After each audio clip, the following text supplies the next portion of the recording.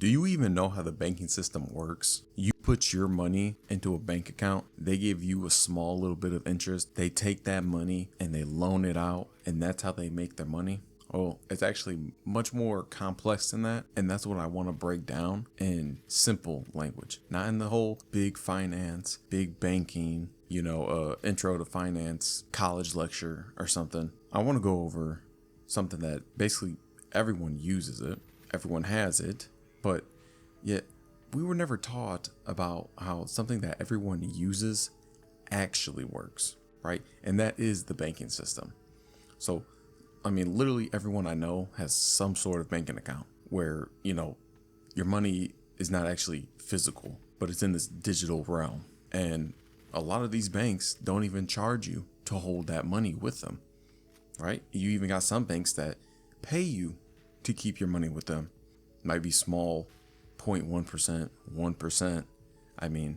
My bank gives me about 4% just to hold my savings with them. But at the end of the day, these banks, they have a business to run. They have overhead to pay.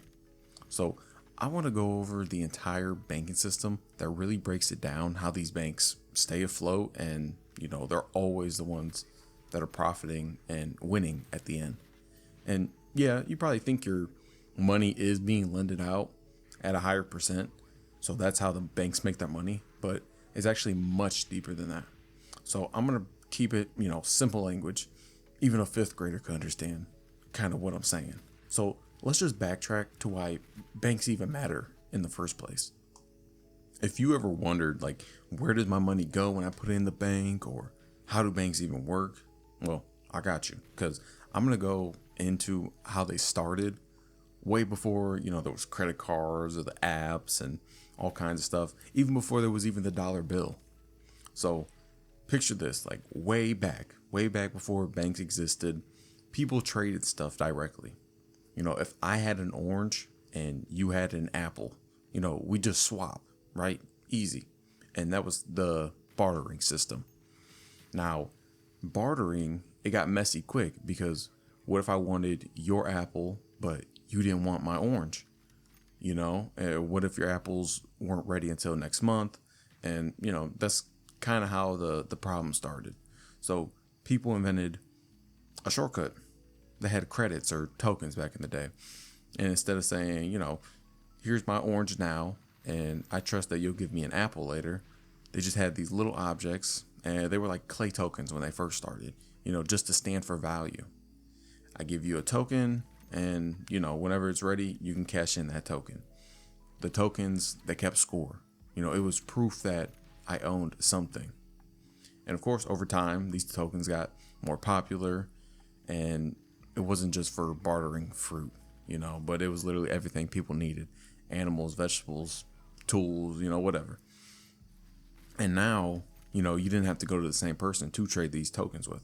So you could literally just swap it with anyone who, trusted that token. And that was kind of the birth of the money. Now, bringing that into the rise of banking, right? Once people had these tokens, this money, they needed a safe place to keep it. You can't exactly walk around with these clay tokens or gold coins, whatever currency they were using, or way to identify value, because, I guess you had to worry about thieves as one, but also two, you got to think all these tokens, they have weight to them, and you physically can't carry too much of it, right? Without it weighing you down, slowing you down. You're just at a physical capacity. Okay. And this is before the dollars, all that stuff. So this is actually where the banks first showed up at. And they were created more like a safe storage, give us your tokens and we'll hold on to them. You can come get them whenever you want, was the big thing they were selling.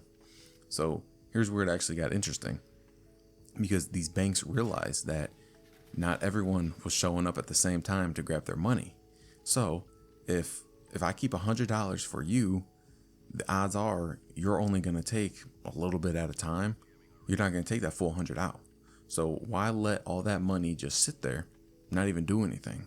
So this is when the banks decided, let's start lending it out to people. You know, you got farmers, builders, shops, whatever. You know, these people would use the money to essentially grow their business, grow more food, build houses, sell goods, and they paid the bank back later, plus a little extra. And that's where the interest came into play. So, boom, just like that, you know, banks weren't just safes anymore, but they turned into money-making machines. So this is when the system coined a unique name you probably heard of, fractional reserve banking, right? Kind of sounds kind of fancy, you know, but essentially it's just the banks are keeping a fraction of the deposits as cash and reserves, and they lend out the rest. Okay, so you know, for us in the US, it's actually set by the Federal Reserve, the Fed, our central bank. So it used to be about 10%. So if I put $1,000 in, they only have to keep 100 of my dollars as a reserve, right? But now here's where the tricky part is, or the crazy part actually. As of, well, March 2020, think about what was going on during March 2020. A lot of stuff, right? So during that time, there was actually a uplift in the law from the Federal Reserve. Now, instead of 10%, I want you to take a whopping guess what it got down to. 9, 8, 5? No. As of March 2020, banks are now required to keep 0%. 0%. And I'll throw a screenshot on the screen to show you. I doubt that it's 0% now. And it's so crazy because even at 10% of a fractional reserve, they're essentially not printing money, but it feels like more money exists into the system. And what I mean by this, let's say I put $1,000 into my account. Okay, the bank was gonna keep $100 as a reserve, as a cushion, right? And then lend that $900 out. So I'll still see $1,000 in my account, but now another person is gonna have $900 on their hands. So on paper, the system is gonna show $1,900, right? So this is how it can feel like more money exists. And then based off of that, you know, that $900 might get deposited at another bank and lend out another 10%. And it's just a whole spiral that you can break it down. But initially it's just $1,000 that I put in. So that's why each round of lending just keeps creating more and more money just floating in the system, you know, and that's how these banks are growing the money supply without actually printing any new bills. And to top it all off, here's a little twist. At first, you know, people thought once these deposits were in, they created the loan. Meaning you put money in and then the banks are going to lend it out. But actually, it works kind of in the opposite. So these banks are making loans out first, and then they're trying to figure out their reserves later. You know, they'll borrow from other banks or kind of just try to get more deposits in to balance things out. Right. And it's kind of like writing your homework answers down first, then figuring out the math steps afterwards. You know, it's a little tricky, right? And now, how are these banks really making profit? You know, how do banks earn their money? Right. And you probably think the standard playing the interest rate game. So they'll pay you a small interest for you putting in a deposit, maybe 1%. And then they send that money out to lend to other people at a higher interest rate. So let's say 5 or 10%, you know, even more, right? If they're in the credit card game, that's getting up to 20, 30%, stuff like that. Now, the difference is between what they're paying you and then what they're paying for, or what they're earning for their profit, right? So if they have a deposit, they have your deposit, they give you 1%, and now they take that money, lend it out for 11%. That spread is 10%, and that's their profit. But So I want to very quickly just go over all the ways that these banks are making money, right? Because like I said, you think it's just that interest rate spread, but there's so much more, and I just want to list them all out. So you got loan interest. They're doing big loans, mortgages, car loans, personal loans, credit cards, right? And these credit cards, of course, they're so predatory that they're bringing in 20 to 30%. Then, well, you got fees, right? You got all kinds of fees. You got fees on loans, right? And they say, oh yeah, this is for creating the loan. And then, well, you got closing costs for the loan. And then, there's administrative charges for the loan. And then, well, there's going to be penalty fees if you're late. Let's not forget, sometimes the account fees might have, a minimum balance that you have to keep in there, or there's an overdraft fee when someone, spends more than the actual amount that's in their account. It might be monthly fees just for having the account, the checking savings account in general. ATM fees, if you're using an out-of-network ATM, anything like that. A credit card fee. You got annual fees on premium cars or premium card, cash advance fees, balance transfer fees, foreign transaction fees, penalty APR, which is if you miss a payment, that's a fee.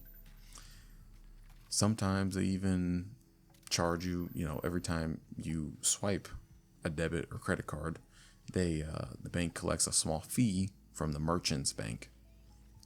Then you got the investment banking side of it, advising companies on like acquisitions or raising capital, selling companies, stuff like that. They do underwriting for new stocks, new bonds, and of course charging fees for actually doing those deals. Then they might be involved in the trading and investments, so they're profiting from buying and selling securities, bonds, commodities, derivatives. They're using customer deposits or the bank's own funds for these investment returns. Then there's wealth management, advisory services, charging high net worth clients for portfolio management. They're collecting fees on financial advice, estate planning, tax strategies. You got asset management, which is essentially just controlling people's mutual funds, ETFs, pension funds for their clients. And then, of course, don't forget about the management fees under that. Then you got foreign exchange fees. Forex, you might have heard it before, charging a fee for a currency conversion. You got safe deposit boxes. You can rent these out. They're making money off of that. Mortgage servicing fees. They're collecting payments, handling escrow, managing accounts for mortgages. Even if the loan was sold off, they're still making that money on it. Then you got different kinds of like packaging a loan, usually like mortgages, but they put these into securities and sell them off to investors. They collect fees for structuring and servicing these securities. There's treasury and cash management, helping small businesses handle their payroll or transfers, liquidity. There's insurance. So, they got all kinds of life, car, home, business insurance, all that. They're collecting premiums and commissions off of that. You might have even heard of private banking.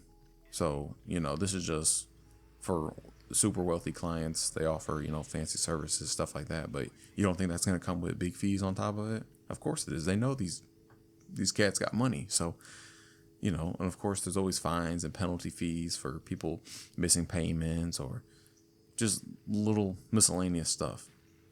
I've even seen some of them have a subscription fee for like premium mobile banking tools. So I know a lot of them have like the free tracker, free monthly spender, kind of show them what you spent this month. Or like my bank has a free FICO score. I mean, FICO, that's all right.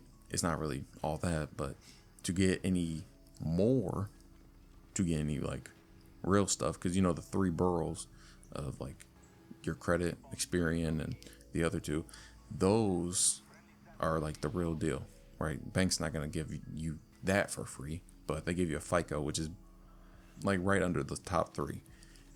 But either way, all right, I'm almost done. You got central bank activities, basically just they can earn interest from government bonds that they hold, treasury securities, and then the reserves that they store at the central bank itself. Then there's proprietary investments, and well, they sell data insights things too. I know with my bank at Discover, they always try advertising like a $15 a month cybersecurity, asset protection, identity theft protection kind of thing. They charge me $15 a month to get that service, and of course I always have to hit the X button so many times. But yeah, that's just one way that these banks are making tons of money from it. And now, of course, this whole system is built based off of trust, right? Why do we use the US dollar? Well, we trust that someone else is going to value it highly. We trust that we can get anything with it. It's all based off of trust. So, of course, when we use these banks, we're going to want to know that our money's safe. What happens if a bank goes under, right? Because that does happen. Last time was like mid 2023. So it does happen. 2 big banks. And so what even happens when it goes under? Okay, so here in the US, we got the FDIC. You probably see FDIC insured everywhere when you go into a bank. They got that little sticker and stuff like that. That stands for the Federal Deposit Insurance Corporation, which standard insures deposits that you put in up to $250,000. So meaning if the bank fails, the government is essentially guaranteeing that you're going to get your money back to that amount, which is kind of like a safety net. So this is how people are trusting banks enough to keep using them. Okay, so if you take a step back, if you're like me and you're questioning, well, how is this even possible? If the bank's messed up, that's on them, but somehow the US government or the Federal Reserve has enough money to cover it? How is this even possible? Well, I will say, when you peel back the onion, first off, I mean, it's not like it's a fake insurance policy. They're not actually lying to just keep the population at ease, right? They're not just keeping us at ease saying, oh yeah, we'll guarantee this money back, and then not actually pay it.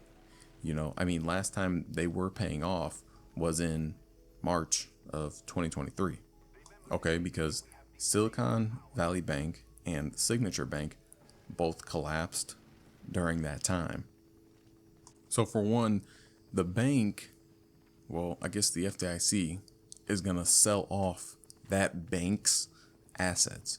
So whether they own a huge stock portfolio or they own assets like mortgages, housing, stuff like that, anything that deals with that, they're just gonna sell them off, right, at a good price to try to make some of that money back that they gotta pay the people, right?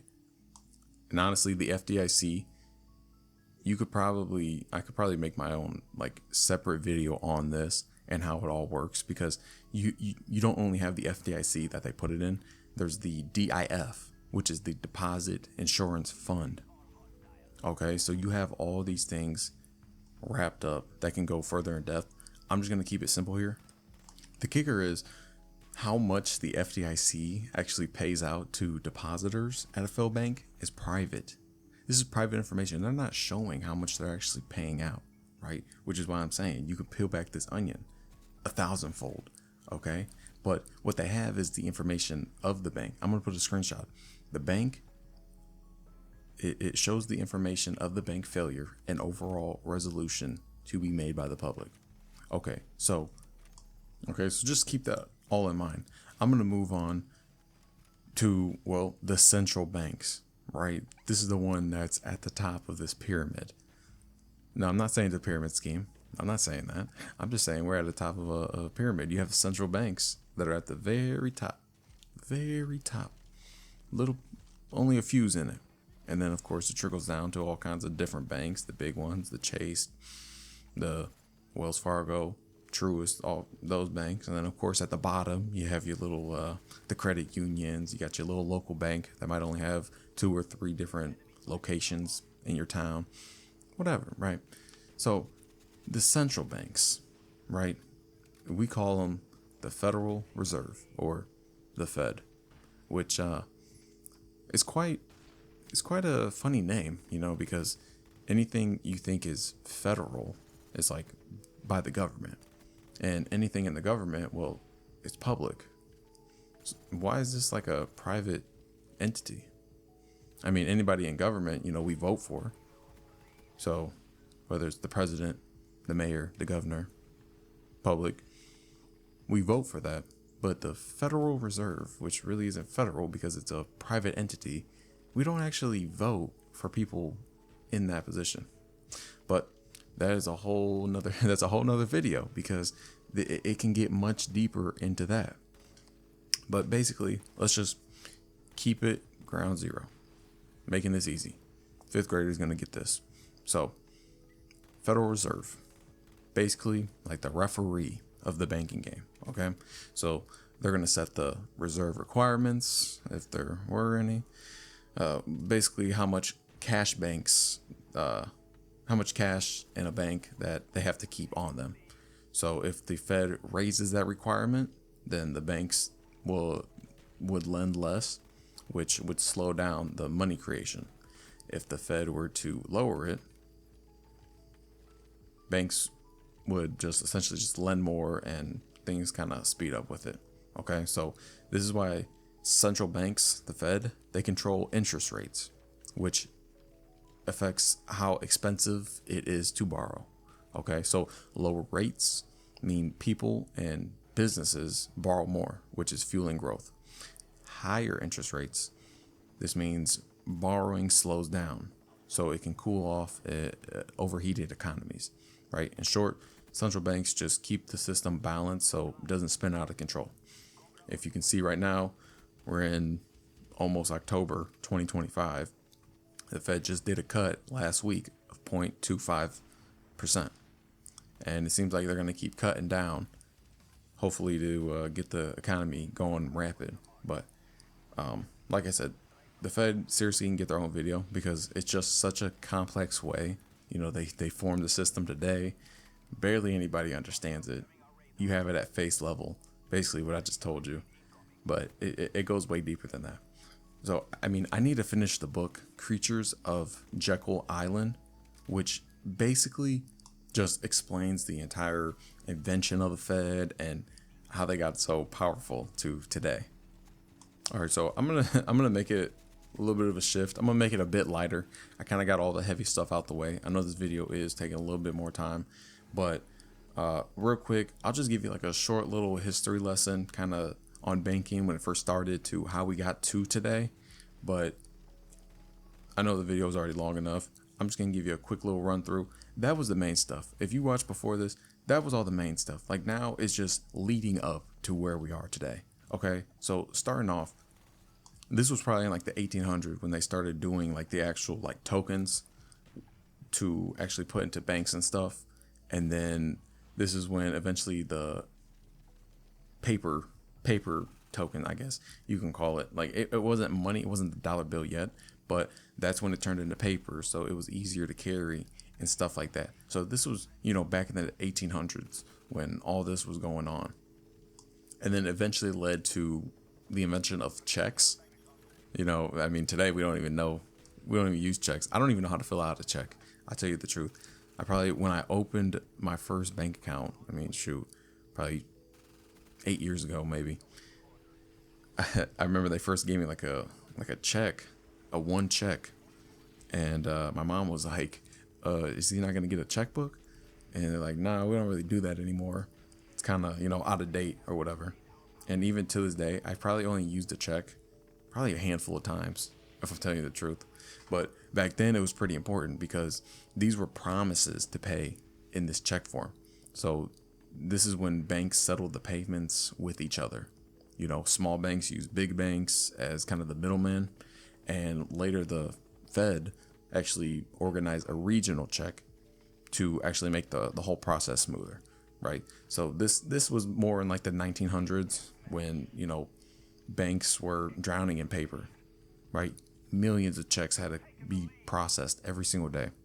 So, and you got to think there could be forged signatures and, numbers being messed up by hand, all the mistakes added up, delays, stuff like that. So it eventually got too much to the system. And then in the 1950s is when they actually came out with the technology to be able to read checks. So my bank, I'm pretty sure every bank now does it. My 3 bank accounts, all of them, I could literally take a picture of the front of the check, take a picture of the backside, and I literally get that money in a few days. So it definitely came a long way. But in the 1950s, when they first created like a easier way, essentially, to read these checks, and it was such a big thing. That's why probably your grandparents, used them a lot, and that's why they always stuck to it, right? Stick with what you know, and that's why, because it was real big back in the day. Even then, they had checks for workers, right? I worked at 2 spots, 2 like mom and pop, 1 central location shops back in high school, and those were the only 2 that did checks, like paper checks for me working, right? But now a lot of people get direct deposit, and direct deposit, you probably see it when you're trying to transfer money to maybe a different bank account or to someone else, which is an ACH transfer, an automated clearinghouse transfer. Okay, so literally you can transfer money between accounts, with no paper, no stamps, no waiting in the mail, anything like that. With an ACH, this is how your employer deposits your paycheck straight to your account, and you can pay bills and everything else straight like that. And of course, there's rules and protections that's added to it just to make sure the transfers are accurate and safe. But this is what took over as we boomed into like the internet age, the electronic age. And obviously it's very popular today. Right. And now we're developing you see with the blockchain, with crypto and stuff like that. This is going to be, a whole new booming that is going to create digital currencies. There's going to be newer ways to move money, and really it's going to be quicker. The idea of it now is to kind of cut out the middleman, because if you try doing an ACH transfer, sometimes they try charging a fee if you want to do it overseas, or you just gotta wait. Why I gotta wait 3 to 5 days for a simple, snap of the finger? They have the technology to just do that, but they don't. So that's how blockchain is going to be incorporated. I see it coming in within 10 years, honestly. Just the way that a lot of companies are moving towards it now. The US is moving more towards crypto and just advancements in technology. Okay, so that's kind of where we're headed to now. And shoot, I might be grandpa that's still doing ACH, and everybody's gonna look at me how I look at old people that still use checks at the end of the day. But right now, I guess the biggest problems, the challenges that they're saying is how to keep records exact, how to keep them accurate, make sure people are trusting it, everything like that. Because right now, the global banking system is still on the backbone of the fractional reserve banking, right? They use central banks as the oversight, the electronic networks like the ACH, international systems. I mean, you might have seen Swift. They're still reliant on that, so they might be a little hesitant to switch over, but I see it definitely happening. So the real thing is just about trust. Obviously the future is going to be different, but you have to make sure everything's in order before we actually switch it over and stuff like that. Accuracy has to be on point. People have to trust it and everything like that. And movement is just going to be the key ingredient of money at the end of the day. So if they can get that under control, that's how we'll be headed forward. All right, so just wrapping this up, you can see how a great solution for essentially just trading apples and oranges in the bartering system led to being able to use tokens and coins as a measure to keep track of the value to eventually banks become like problem solvers. They're holding these heavy tokens for its easier convenience for the people. And then, they're finding a trick within the system to lending out different people's tokens, making profits for themselves, which, essentially is fractional reserve banking. And at its core, the banking system at the end of the day is about trust. The US dollar, it's about trust. We trust banks to hold our deposits. We trust these central banks to set fair rules, or at least keep us happy enough to where we still use it because there's enough trust. We trust that the networks are going to move our money accurately between accounts, and without that trust, that system would fall apart. So with it, with that trust, money is now just more than coins and bills, but it actually just fuels the entire economy. It keeps it all running. So honestly, I just want you to think about the whole banking system. Does it really make sense? Or is it very complicated? I tried breaking this down as much as I can because it was just a question I had. I questioned the Fed. I questioned this. Well, you got to step back. If you question the Fed and how they work, you question the US dollar, take a step back and think about the banking system. Okay. So that's your entry level of questioning. So, let me just ask you and just think, how much longer do you think this whole system can go on for? Can this last forever? Honestly, I want to know what you think in the comments. But other than that, I'm out.